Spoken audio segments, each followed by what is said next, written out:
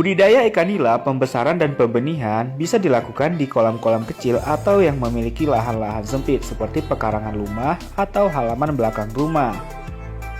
Untuk membudidaya ikan nila sendiri bisa dilakukan dengan sistem bioflok, ras, ataupun sistem biasa, bisa disebut dengan manual. Budidaya ikan nila bisa dikatakan sebagai gampang-gampang susah. Susahnya dari segi minimnya ilmu pengetahuan soal budidaya maupun pembenihan ikan nila. Mungkin jika teman-teman sudah mengetahui seluk-beluk cara membudidaya ikan nila ataupun pembenihan ikan nila, mungkin hal ini bisa mempermudah kita dalam meraih kesuksesan. Untuk pembenihan ikan nila sendiri biasanya bisa dilakukan dengan cara inkubator, yaitu dengan cara mengambil telur pada mulut ikan nila. Terkadang pada induk ikan nila terdapat telur ataupun larva yang sudah menetas ataupun yang belum menetas. Induk yang bagus itu sudah berusia 8 bulan sampai dengan 2 tahun dengan memiliki bobot antara kurang lebih 550 gram sampai dengan 700 gram.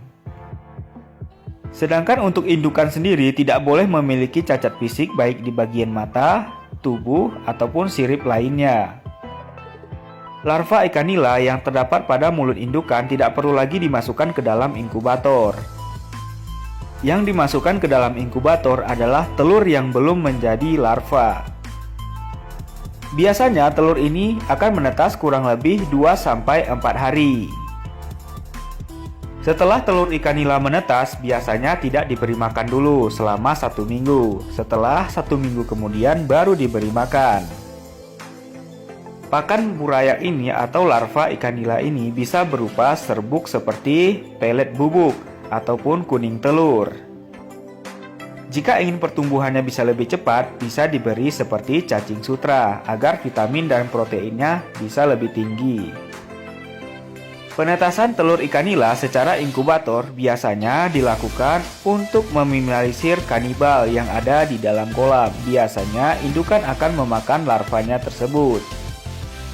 Ya, sudah pasti, apalagi jika di kolam indukan kekurangan makanan, maka indukan akan memakan larvanya sendiri. Seperti indukan satu akan memakan larva dari indukan yang kedua.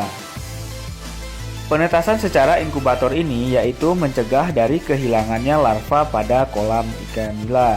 Biasanya ini dilakukan untuk pembenihan secara buatan yang dilakukan pada pembenihan yang ada di perikanan.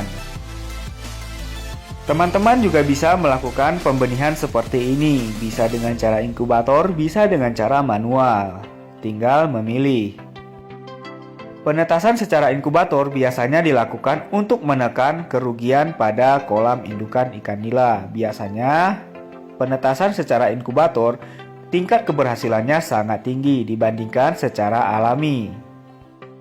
Untuk pemesanan larva ini biasanya kalian tinggal perlu pergi ke dinas perikanan terdekat. Untuk pembelian larva sendiri tidak boleh dilakukan di luar kabupaten kalian sendiri atau yang berjauhan jaraknya, karena bisa membuat larva ini mati dalam perjalanan. Usahakan jika kalian membeli larva ini, belilah pada dinas perikanan di setiap kabupaten kalian sendiri atau BBI, Balai Benih Ikan.